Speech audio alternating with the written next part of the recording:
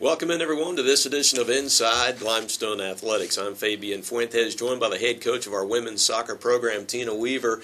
Recently concluded season. It seems like it takes forever for the season to get here, and then the season flies by, and then you go back into the off season. Yeah, it was quite an interesting season. We had our ups, we had our downs, but in the end, we definitely concluded on a high note, so we were happy with that. Tough non-conference schedule. We had talked about that in the previous show, and it paid off within conference play. You had a lot of success, and you even went on the road in the first round of the Conference Carolinas tournament and came up with a big victory. Right. Non-conference, we typically play these high-ranked region teams, even nationally ranked teams. I mean, University of North Alabama, I believe they finished in the top 20 in the season, and I mean, they kind of gave us a good lesson in the beginning of the season. When we do that, though, it does prepare us for Conference Carolinas. We were able to step up big throughout the season in the conference play and finish on a high note, like you just said, beating Pfeiffer 1-0 in the quarters of the tournament. And, of course, you've got a mixture of young players and seniors. You had some 8 seniors, but you also have some key seniors who closed out their careers here at Limestone. Right. Becky Hagerman, captain for the past 2 seasons. She made third team all-conference. Big play for us as a forward position. We concluded also Brittany Clark, goalkeeper that's been in net for the past 3 years. Did fabulous for us, stepped up for us, made some huge saves throughout the season.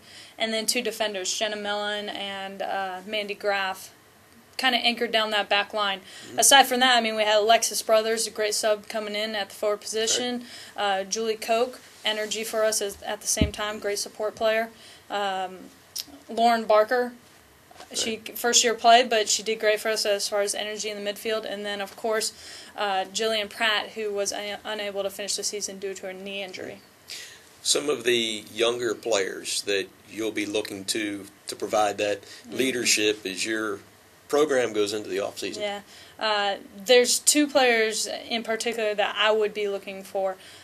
Returning captain will be Diane Boyce. She's kind of a goalkeeper / field player. This year we were able to play her at the outside mid position, and she came up with some phenomenal service from the corner kick and at the same time goals for us.